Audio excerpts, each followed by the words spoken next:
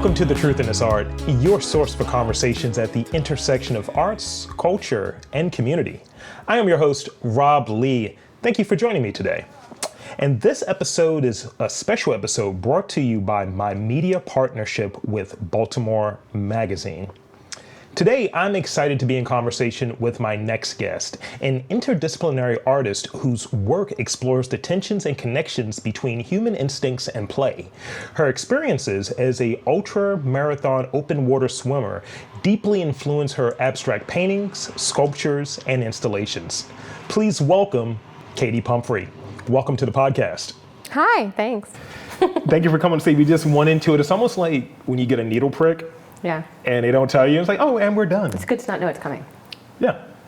I've been recording this entire time. I believe you. I wasn't. I just started recording. So I assume that when there's a mic on that it could be on. Oh, no. Yeah, that's journalistic integrity, bop. There's a great episode of The West Wing where the mic is hot. And President Bartlett knows it. But he's like, oh no, that was hot. Oops. So it's been, you've touched on this before when we were chatting it up. We've been chatting for a little bit. So this is one of the benefits of the studio and the studio visit. But I want to give you the space and opportunity as we go into this deeper conversation to introduce yourself and tell us a bit about your work, the artist side, the ultra marathon open water swimmer side. Give us the gamut, please, if you will. Yeah, well, I'm Katie Pumphrey. I'm a visual artist and ultramarathon open water swimmer. My two worlds are very woven together, especially recently, and it's very intentional. In the past few years, I've been trying to kind of be more in those worlds. I have big goals in both sides, but they're also feeding each other. Sure. And they always have, but I'm trying to talk about that more, bring swimming into my artwork more, and as an athlete also, talk about that experience and how I do what I do while also being a full-time artist. But yeah, I've been in Baltimore for 20 years. I love this city. And yeah, thanks for coming to my studio. Thank you for having me. It's rare that I get out. I'm trying to work on being a recluse. Nice. I'm going to regrow my beard. I've trimmed it off completely at one point. I get the vibes. I'm alone in my studio a lot, so, and I'm alone underwater a lot, so I get it. I'm just trying to be like an Alan Moore of podcasting. It's going to be great. And thank you for that introduction. And so going back a little bit, what was that point where you were considering sort of the overlap and the connection, of like the visual work and the sculpture as well, the visual work and swimming? Yeah, I think I've always been a swimmer. I started swimming on a team when I was 5, and my focus for a lot of my youth was swimming. And I always said like, oh, I'll be an artist, but I'll get to that later. I'm like really focused on swimming. And so for a long time, it felt like I was in one world or the other. Yeah. And in going to high school in Frederick County, at Middletown, go Knights, I kind of made a shift. I was really involved in sports. I was running cross country. I was swimming in the winter and running track in the spring. And sports are definitely, I don't know how I got through high school and the biggest enjoyment I felt in that, but I kind of threw myself into art. And I had made the decision that I was going to go to art school. Yeah. And so I was working towards, and I did go to the Maryland Institute College of Art, MICA, here in Baltimore. But that was a huge shift, and I felt when I graduated high school that my swimming career was over. I mourned it. Yeah. I said goodbye. It was very dramatic. There were many tears. And I went to MICA and I moved to Baltimore. And I was a painting major. So I threw myself into that, and that has been my focus and was always my career trajectory, right? But throughout college, I needed a part-time job. And so I was working at the Y on 33rd Street as a lifeguard, a swim instructor, eventually a swim coach, but I was also teaching water aerobics, which was great fun. But because I was at the pool a lot, many times a week, that was my fitness. So I was still training by myself. Sure. I wouldn't call it training. I was swimming for general fitness. And while I thought that my time as an athlete was kind of over, all of those feelings and thoughts like started getting louder and creeping in more. And towards the end of college, I figured out, and I like signed up for some 5Ks and was like, oh, maybe I'll get into running. And I like thought about the idea of a half marathon or a marathon, and I was like, I just don't like running.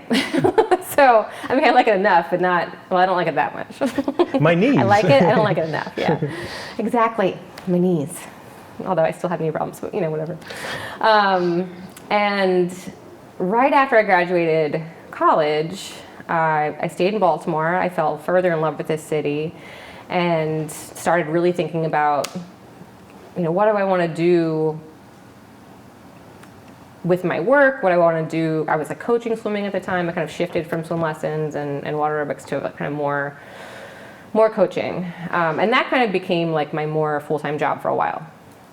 And kind of throughout, especially that first year out of college, when I was trying to like get rid of my professors' voices in my work and I was trying to find my way in painting, I felt like I need a goal with fitness, right? And I've learned I am not someone that likes to work out for the sake of working out. I do enjoy it very much. I couldn't do what I do without enjoying it.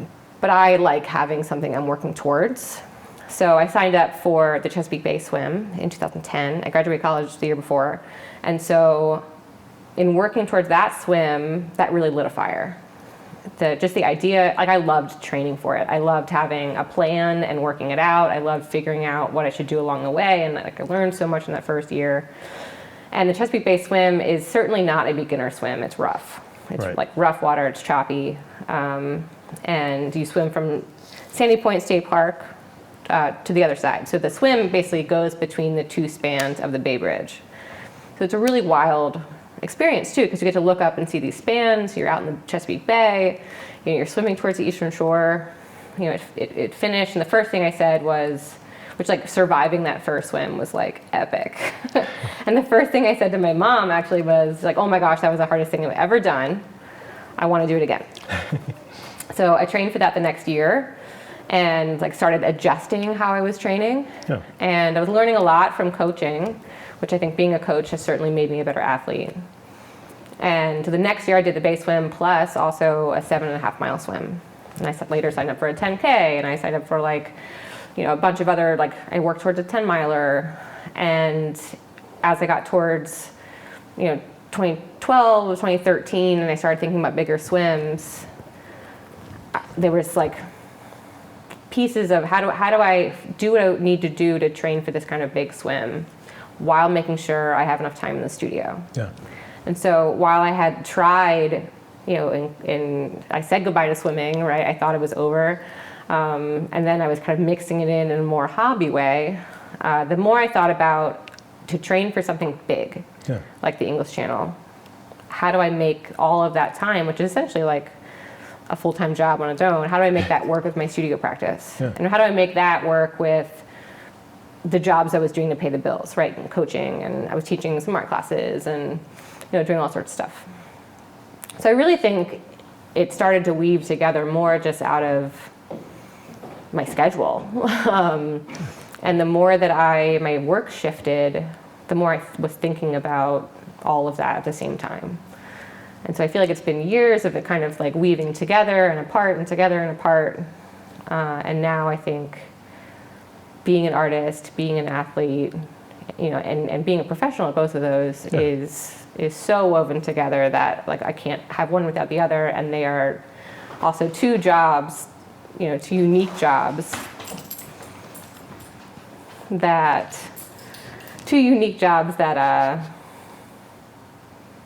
require so much focus on their own and so much time. So the more that I weave them together, I think the more successful I am at both. I think I've also figured out how they're woven together as I've gotten more involved with them. I think when I was in my early 20s and I had that kind of, that part-time job shuffle, right? Part-time job hustle, where it's like, you're fitting together this and this and this, and then I hope I pay rent, and which I still very much understand those feelings and feel that occasionally as well. But around that time when I was kind of figuring out how these worlds work, I felt I think identity, you kind of touched on that, like in among art friends and art circles, I felt like an artist, Yeah. right? And I also swam. Yeah. But with my kind of swimming friends or coaching friends in the swimming world, it's like I was a swimmer and a coach, and I was also an artist. Yeah. And the more that I think talking to students about kind of how my career has looked has been really helpful to kind of recognize that my identity is both. And some of that shift, I think, happened when I did make the leap towards being a full-time professional artist. Yeah. And I quit some of those part-time jobs, and was relying 100% on art to make my income. And that shift also gave me more freedom as an athlete to train, right? Because if I'm self-employed 100%, then I can set my own schedule, which I've realized recently in the last few years of like, oh, right, I don't have to swim at 5 a.m. I'm self-employed, and my boss is really nice and very pretty. I should swim at 8 because I can. So that's been very nice. But I kind of made that leap to being a full-time artist in 2015, which was right, kind of leading up to that. I started and decided to swim the English Channel. So in 2015, which was like a giant year, January of 2015, I put in my notice at my coaching job that I was at, and I didn't take on any other classes, and I just relied on art sales, right? Which was terrifying. Yeah. But later that year, in August, I swam the English Channel. So it was these two huge leaps, but I was doing it all at the same time. And that time, I think, especially changed my work. Yeah. I really felt I had just gone through this. The English Channel was just like the most epic, most terrifying, most powerful thing I'd ever felt, right? Just that body of water is like massive, and it's just powerful is like the word I always go to because it's so turbulent and unpredictable. Yeah. How did that experience build up your confidence? And I'll say it because of this. Like, I'm a shy extrovert. I don't like getting on. I'm just all arms and legs. I'm all over the place, right? And it's something I just don't really jam with. But when I kind of get past it and I figure out how I'm going to do it, it's just like, I can do 10 more of these. Let's make it happen. Like my confidence level is at an all-time high for like 5 minutes, and then it's just back to normal. But for you, having that experience with the English Channel, talk a bit about that. Well, I think, and even like from my first open water swim in 2010, and then I shifted my training for that swim the next year. I think, and then over the few years, it's like you start figuring out not only how to train for these things in general, right? How most swimmers do that, but how does that work for me? Yeah.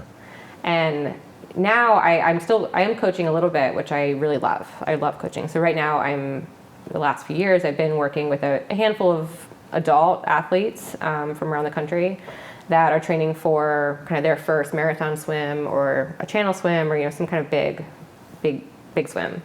And one of the biggest things I talk about, I think, is that lesson I learned in that time, especially that I made that leap and my first big swim, the English Channel, is how do you, as an adult that has a job and friends and family and social life, how do you train for that without losing yourself? Yeah. Right? And there are sacrifices you have to make in order to do that and put the time in and be prepared, right? And train well. But that's all happening in context to your whole life. And so for me, what I've figured out over the years, and I think kind of what has helped my confidence in training, is taking all of that into account, right? When I write out my training plan for myself as I work towards a big swim, I make sure on that same calendar is like big deadlines I have in the studio, right? Or the weeks that I need to build canvases, which is really physical, that's not going to be my biggest week in the pool, right? Because that's too much all at once. That's physically taxing and not smart training. And I think that's a big piece, is like train smart. That makes a lot of sense, and I'm going to move into this next question. When did this idea first come up to attempt that? 'Cause you were talking earlier about sort of English Channel and sort of you're preparing and sort of that work, these sort of longer swims. So, what was the point where you're like, I want to do this here. I want to do this in Baltimore. I mean, really, I think, from that first open water swim in 2010, which started the exact same spot I started my Bay to Baltimore swim, to starting at Sandy Point State Park, which choosing that as a starting point for my Bay to Baltimore was very intentional. And so really since, like, as, over the years, my swimming has evolved, my artwork has evolved. It's like talking kind of about that building confidence, right? And figuring out what works for you. Over the years, I've done a lot of big swims. I've done a lot of big swims in other cities, right? Across the US, in other countries, and kind of built up this awesome resume and all of these wild experiences. And, I've become an athlete that I think when I first got into open water, I never could have envisioned that this is where swimming would take me. Sure. And all the while, I live just a few blocks from the water, right? I can walk down the hill to water. I hang out in Fells Point all the time, by water. And as a swimmer, I look in there and I'm like, I want to go swimming. Right. And living in Baltimore for nearly 20 years, I've thought a lot about what would it be like to do a swim and swim into our city. Yeah. So over the years, while I've done these other big swims and figured out how to train for things, and even doing swims that no one else had ever done, like in 2021, I did a 21-mile swim in Deep Creek Lake. So I did the length twice, and doing that kind of swim that no one had done, and other swimmers had done long swims in there, and gathering resources from them and figuring out how do we do the swim, what are the logistics with boats. The more that dream of doing a swim at home built, right? It kind of just continued to build.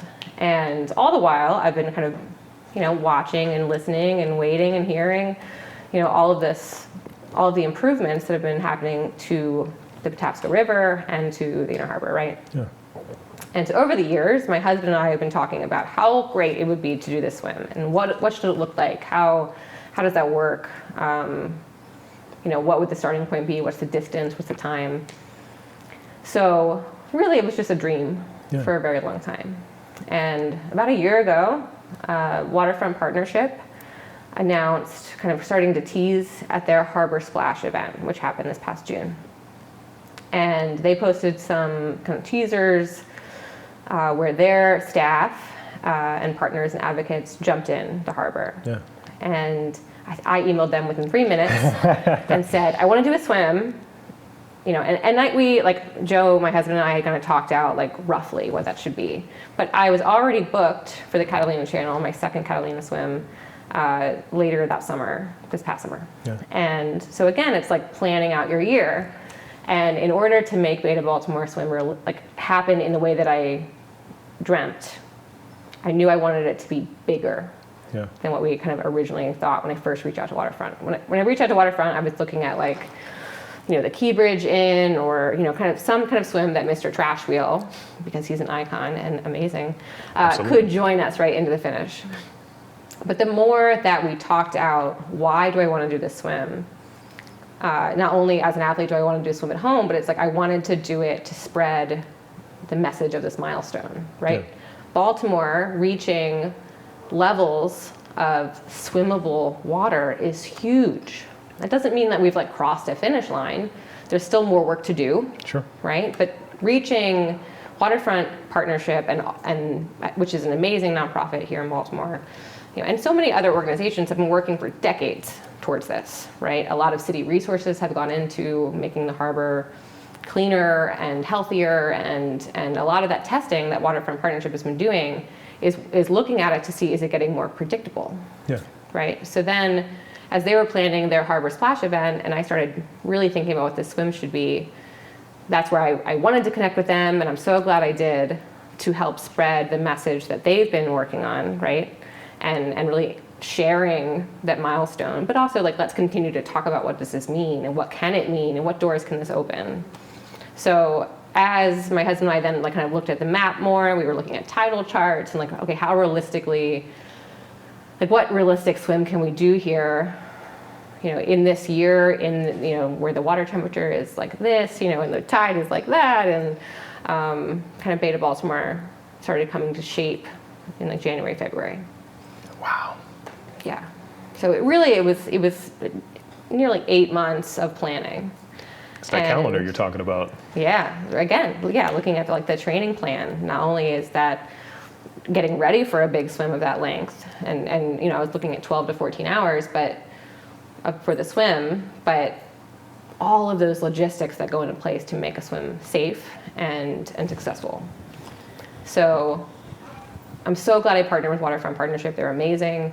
Then over the course of those months, I put so much work and time and so many emails and phone calls and conversations, and a lot of people made it possible to do that swim.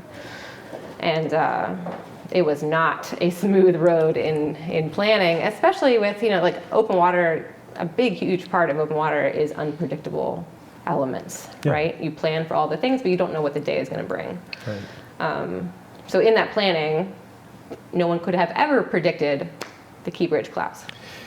Yeah, and that's the thing that's obviously is still being felt. It's still a huge thing. I just remember I'm strolling into the gym and it just all like the guys that work in facilities in my building are like, yo, the bridge just fell, man. I was like, I don't know anything about that, bro. And I think we can see it from my building. And I was like, oh, that's not how that's supposed to look. Yeah. I gotta get these reps in.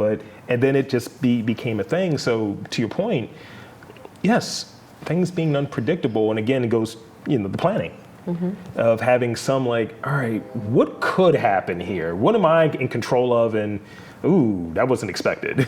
Okay, yeah. Yeah, so I think that was, just heartbreaking for our community. Yeah. And then there was like, the planning for the swim was really on hold for a while we kind of waited and figured out what could still be possible. And there were a lot of discussions about postponing the swim until next year, and in addition to Harbor Splash. Yeah. And a lot of the conversations were, but we have reached these swimmable levels. We need to tell people, right? We need to spread this message, and Baltimore deserves to celebrate that milestone. Yeah. And I think a lot of those conversations was recognizing, we're all carrying feelings that run parallel to each other. So, it was absolutely heartbreaking to swim through that area. Yeah. And I did swim under one of the last remaining spans. But the amount of amazing work that went into making that area passable, right? And our port open and making steps towards progress in what that bridge will be is huge. So I think that again is like another milestone, and all of these feelings kind of get wrapped up in, and run parallel to each other. So this swim was really unlike any other planning I've ever experienced for anything, and just years in the dreaming, and I'm still a little bit in shock that it happened. That's great, and I know that you over the last couple of months, if not weeks, but probably months, have talked about like this experience at length.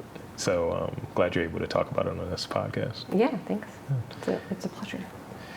So, all right, let's dry off a little bit. Yeah. I love swimming puns. That's all I do. See, let's dive into it, Oh, gosh. Let's just wade into it. Let's make a big splash. Yeah, why not? So now that we've dried off a bit, let's dive into your art. See? Boom. Very good. How long have you, and I think you touched on this a little bit earlier, but let's revisit. How long have you been painting, and what are the key themes that you're exploring in your work now? Yeah, painting has kind of always been, it's my first and forever love, nice. Right, in art, I think.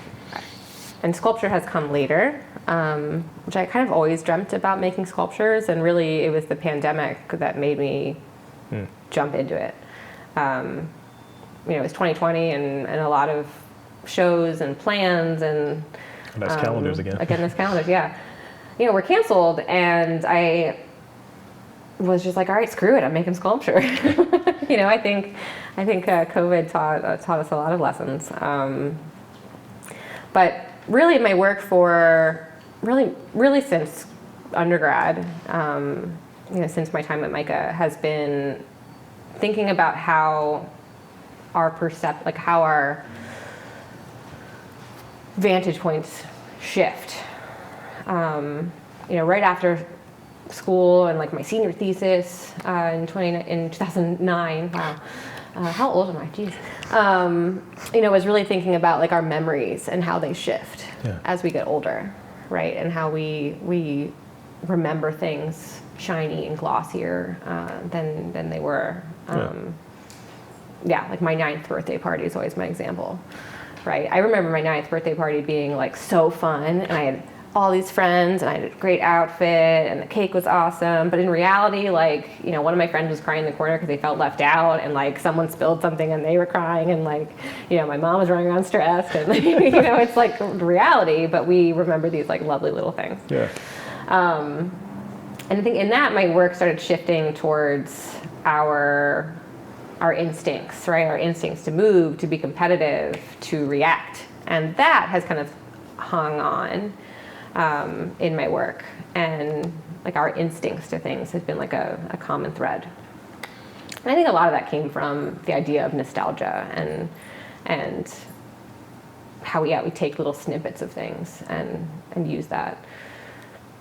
But really, as I got into swimming more and got into open water, I went from kind of thinking about instinct and movement in a fight or flight way, which I still think about that a lot, but really shifting towards what do we do with chaos, right? What do we do with stress and anxiety? And so now my work is really exploring like how our imagination plays tricks on us, right? And I'm pulling from my time in the water and my training and kind of the visuals of swimming and visuals of open water.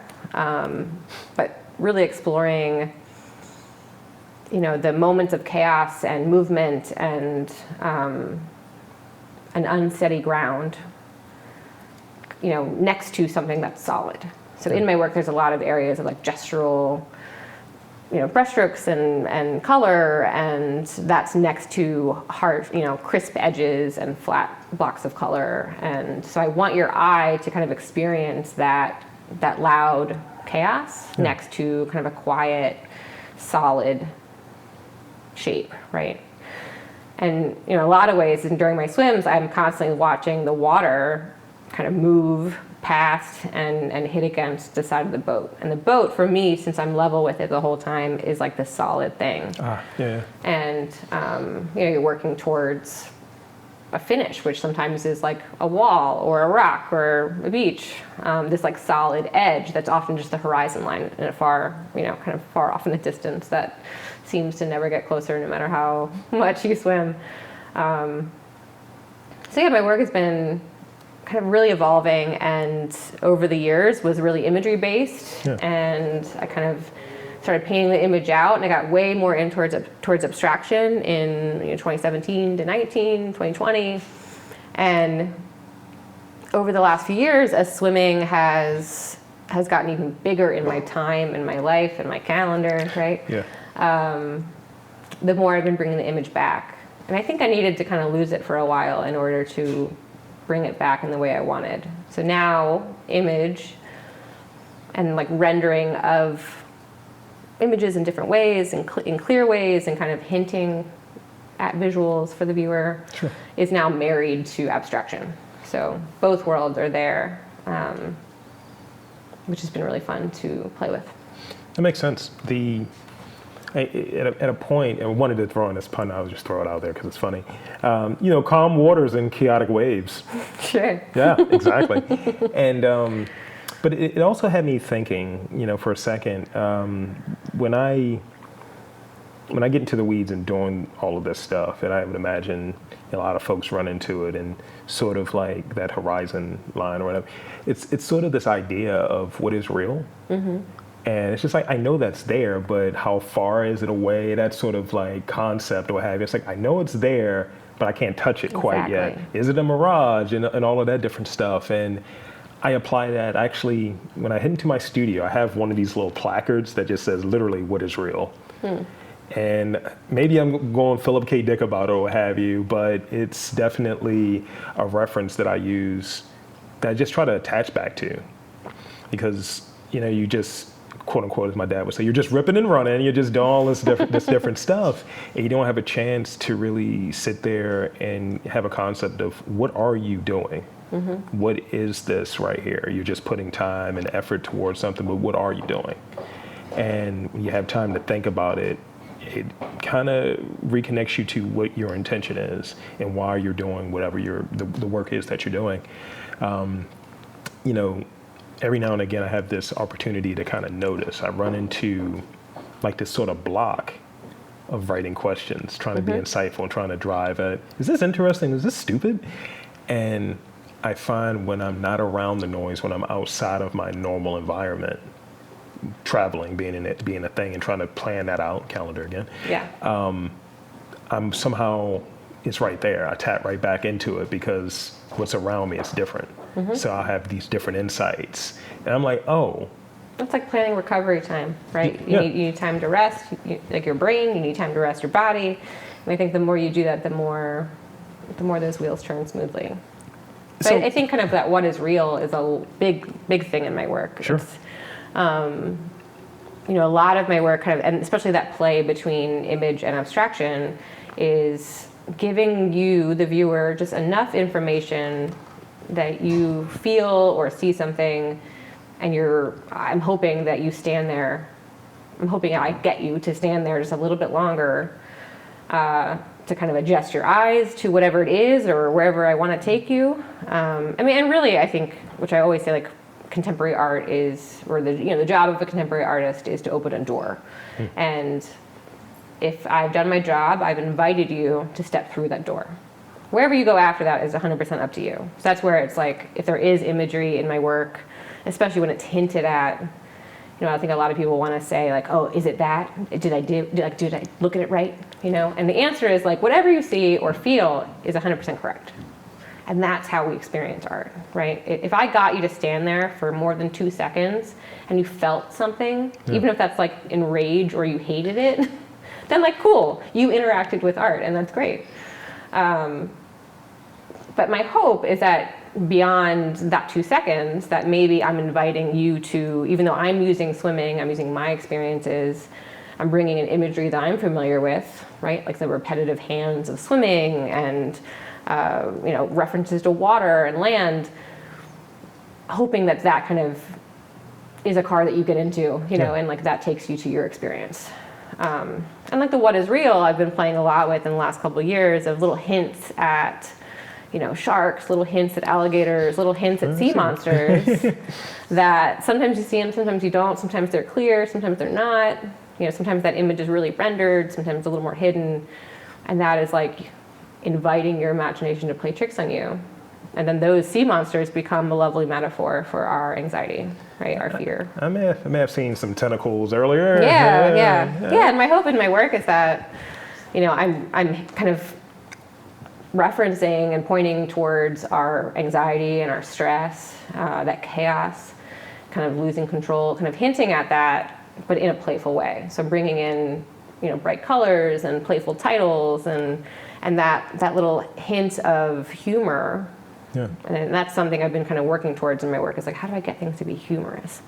But it's kind of hinting at the way that we process stress, right? We stress out about our to-do lists and our busy calendars, and but we make jokes about it, right? Yeah. Jokes and humor kind of help us get through that. I think even like pain and grief and all sorts of things, humor is how we get through that turbulent water, if you will. I joke about it, and thank you for that. That's a really good point. I got like 2 more questions I want to ask you before I go to the rapid fire ones, because even you're getting the rapid fire ones. Perfect. I joke about it when I'm particularly nervous about going on stage. I'm like, oh, come on out and watch me bomb. Watch me look like an ass on stage. Right, and that helps you get through it. Yeah, and Do you get nervous on like public speaking? Yeah, because I'm like, I'm not interested. I'm boring. What am I doing? And you got to be your own biggest fan. That's true. That's the biggest thing I tell young artists, is you have to be your own number one fan. But see, I'm washed though. That's the thing. Like I'm washed up. I'm older than you. No, but Barely. but it is this thing where you're right. You're right. And I, instead of getting hooked and caught on it, I start reaching out to other folks who've done it. And because I've got like a nice cachet of folks that I've interviewed, I remember reaching out to one person. I'm not going to name drop right now because it makes me seem gauche, but I'd asked him. I was like, dude, how would you do this? And he was like, start off with something you normally wouldn't do. And he's like, I like to use humor. So I was just like, all right, I'm just going to be in character, but the character that I am in this sort of setup is close to who I am anyway, so it's not too much of a leap. And I keep thinking back to the Creative Mornings. It was that theme of truth. It was like, this is bespoke to me, you know, and I wear my goofy, I brought my goofy Wave Daddy jersey, and I just was like, look, I got to make a confession, guys. We're becoming friends here. I got to start off by telling you guys the truth. I give myself my own nicknames. Here's one, and it's the jersey. And from that point, I get everyone on my side. So I'm not thinking about what I'm saying. I'm just saying it with sort of that confidence. And the reality of what is real of it is, it's like, look, well, I do this. I know how to do this. Just put it in a framework that you know how to do. And folks aren't going to know that you're nervous. They're not going to know any of these different things. And it went over really, really well. I think also being nervous is okay. It's good, right? We get nervous, I think, when we care a lot. I was nervous when I was walking up these stairs. I was like, where am I going? Well, this building is a bit of a maze, and it's nightmare fuel in here. And it was not in here. You should see it at night. I literally said that when I was downstairs. I was like, I ain't gonna be here at night. It's not gonna be dark when I'm here. Right. That's I know, it gets a little creepy, late hours. So I got these two questions. One I'm very, very, very curious about. You touched on sort of the whimsy, the connection to like swimming, and sort of like just this concept of reality and sort of anxiety, all of the feelings, right? Let's speak a bit about sort of the sculpture. I see beach balls, I see floaties. There's some whimsy there. So talk a bit about that and how sort of that other side, because there is some humor that fits to that theme, to the themes within your work as well. Yeah, I mean, sculpture, again, kind of coming from, my first leaps into sculpture were from 2020, and it was a big, the world is unpredictable and not anything like what we've experienced before, and heavy, right? And so much was happening in 2020 that was heartbreaking and challenging and difficult, and that's all happening for all of us while you're not with your family, while you're not with your friends, and I just kept feeling the weight of that. And in wanting to bring humor into my work, especially while I was thinking a lot about all of that heaviness, right? All of just like the things I was already exploring in my work, that anxiety, that fear, that chaos, and trying to do that with a little bit of lightheartedness was getting harder.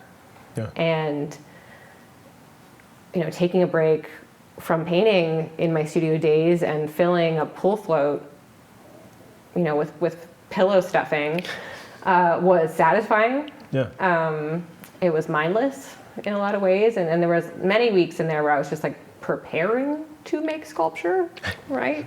Sculpture is like it's also so different than painting. Painting, you can endlessly work on a painting, right? You can keep layering and changing it, and I always say that my paintings live many lives. They're never quite done. Right. Well, and deciding that they're done is one of the hardest things. My grandma always said that. But sculpture requires planning and steps. And there's something very satisfying in those steps, and I love a to-do list. So checking things off on those steps was really great. But it was also, just a different way to problem solve, a different way to think about something. And in using pool floats, which really came from, I was training for a swim, kind of working towards 2021. I decided to do the length of Deep Creek Lake twice, and and part of deciding to do that swim was I was going to do it myself, and I had a great crew, and not a lot of travel was required, and I think somewhere at the pool I found like a busted pool float. And towards the end of that summer, and I think a few friends had, pool floats with holes in them, and that would like drop them off in my house. And as I filled them, it just like a lot of the playful side of swimming and pools started coming into my work. And I think like what I am pulling from my experiences in the water is kind of so related to the challenge of marathon swimming and the unpredictable sides of open water. But there's also this really playful side of pools, right? That we weren't experiencing then. And so badly in 2020, 2021, it's like I wanted to go to a pool party with my friends. I wanted to like, throw a beach ball around and float in a flamingo. It was like the very opposite of what was happening that year. And so, playing with these like wild pool floats that were just staring at me with their weird eyes was really helpful to kind of get into that humorous side of things. So sculpture, I think, not only has changed the way I think about painting, because painting, again, is like, it's such a different form of problem solving. A lot of times I have a plan for paintings, but then I like ditch that plan 10 minutes in, or 10 months in, or, whatever. And these paintings just continue to evolve, while sculpture just, you have to execute that plan. And if it doesn't work, like you're starting over. It's being agile where, and I do these, this is not the same, but the invitation thing is there, right? To go deeper. And, I'll have some semblance of, this is what I have in mind. And I tell people all the time, I think, even when I started, it's almost like my boilerplate speech. It's like, man, if you want to just talk about cartoons for half an hour, we can talk about cartoons for half an hour. Or if someone is going very specific, like their answers feel super scripted to the questions, I start improvising. I was like, I got a whole different set of questions, because literally, you'll probably appreciate this, much like those crime thrillers that I enjoy, it's like those different bullet points are tied and strings. It's that. I've been researching the person for the last least week. Well, that's where I think in my work, and now I'm moving in towards my late 30s, and looking back at the last 15, 20 years of how my studio practice and painting and sculpture, how that has evolved, and how my swimming career has evolved. It's like I am seeing all these through lines, right? The strings are starting to like connect to the dots. And that's been, especially since my Bay to Baltimore swim and my worlds are feeling like they're like so woven together. Those connections are getting more obvious, but it's also, it feels like more tangled and more complicated, and I'm still working out how do I talk about it and how do I feel about it, and the goals and dreams I have for moving forward are just as big as they've ever been, but they feel even grander, and some feel like real close, like I'm getting there, and some feel like they're moving farther away. It's been a kind of a wild time. I feel like the color of the strings for you are blue. There's a lot of blue in my work, yes. And I think even that time of diving into sculpture in 2020, it was around the time where I was like, why am I fighting? Like, I think there was like an artist friend that was like, a lot of blue paintings, Katie. And so I made this, like, for a few years, I feel like I made an effort to really, have more of a range. And I think it was like 2020, 2021, where I was like, screw it, I like blue. And my problem solving when I struggle with the painting is often to like draw into it or block out compositions in blue paint. And so why am I fighting something that's like literally the way that my brain works, And I'm okay with my work being really blue because it works and it's good. It's acceptance, and it's back to the identity theme, and that is sort of the last real question that I got for you, because you answered the other one, so that works. But with it, you've earned yourself 2 new rapid fire questions, unfortunately. Yes. So the way that this works, I love a quiz. the way that this works is you don't want to overthink these. And I'm going to go with one that was in similar territory we just talked about. What is your favorite color? Blue. All right. So you're right there, Which easy. is so funny. I don't even wear blue all that much. You're not wearing blue? And in No. my house, I feel like I'm bringing in more greens. Like our wedding colors were like green and gold. Like I don't think about the world in blue, but I just love it. I just think of Eiffel 65. Not everyone's going to get that reference, so we're belying our age.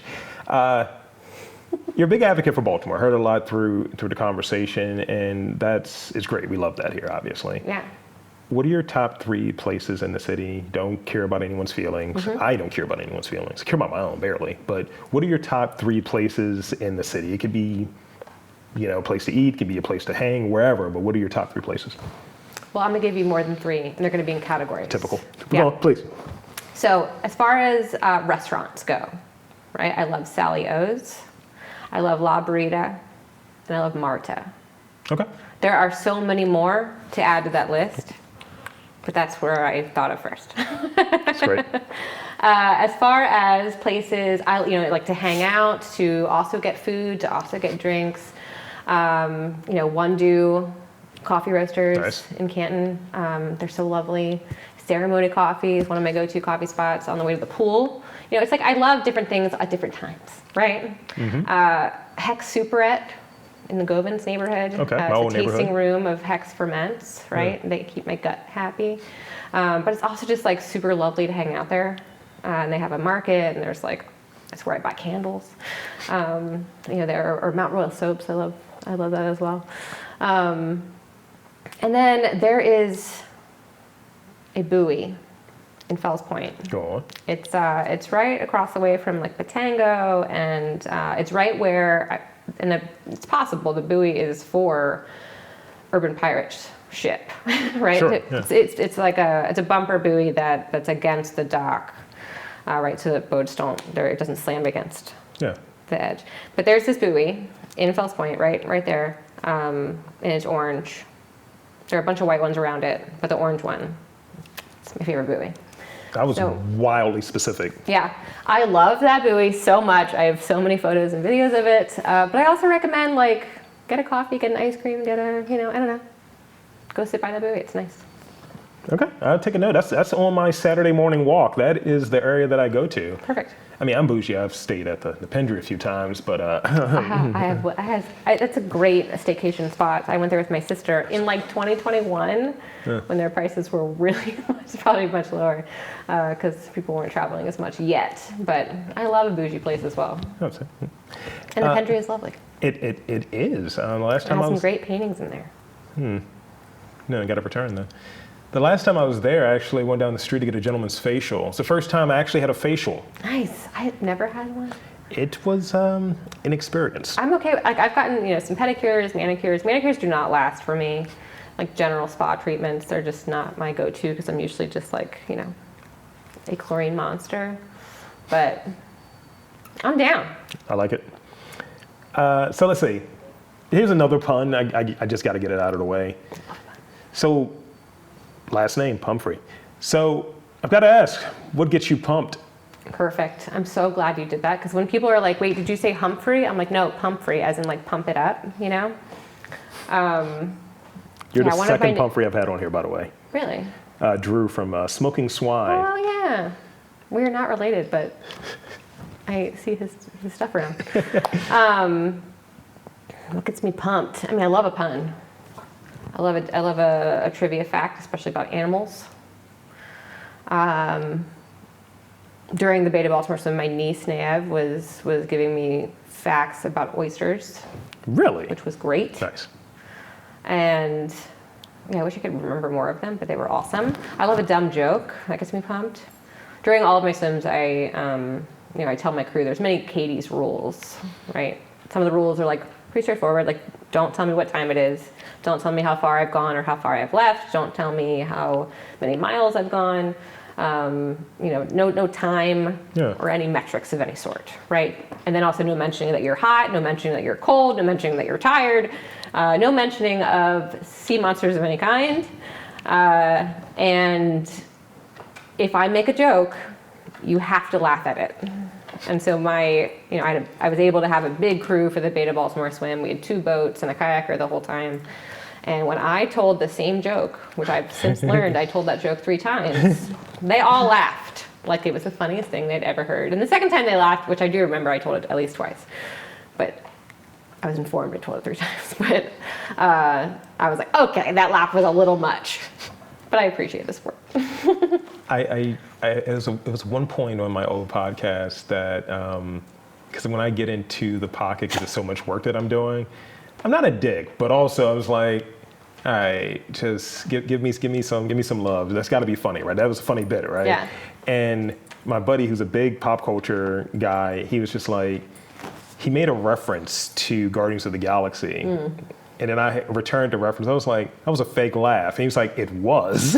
And we were having that moment. I was like, don't Rocket Raccoon laugh at me when I'm saying my jokes when I'm tight. But speaking of which, trivia background. I have a few more. Please.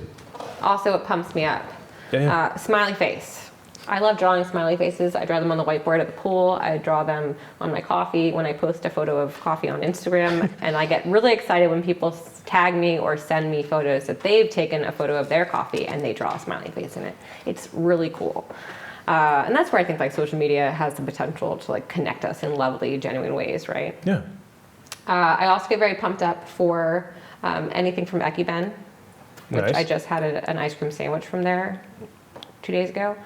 And it was like the best mood lifter that I really needed. I love walking with an ice cream cone. And I get very excited about 101 Dalmatians, the original movie, which I've seen probably 30 times. The animated one? Correct. Oh, okay. I was purist. Purist, I like it. I get pumped by Rocky IV. Oh, nice. Yeah. That was when he saved us from Russia, and it was in 1985. Yeah. That's important, yeah. Very, very much. Year I was born. Great film.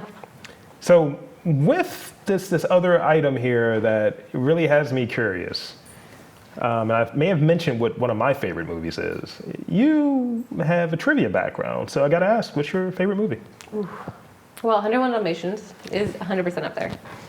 I find it so comforting. It's also not that long, which is important. Movies are too long these days. Yeah. Need to edit them down. Trim that joint. The music is lovely in it, and that scene where Pongo is looking out the window and trying to pick out a lady for his owner Roger, and every woman that walks by is walking a dog, and the person and the dog look very similar, right?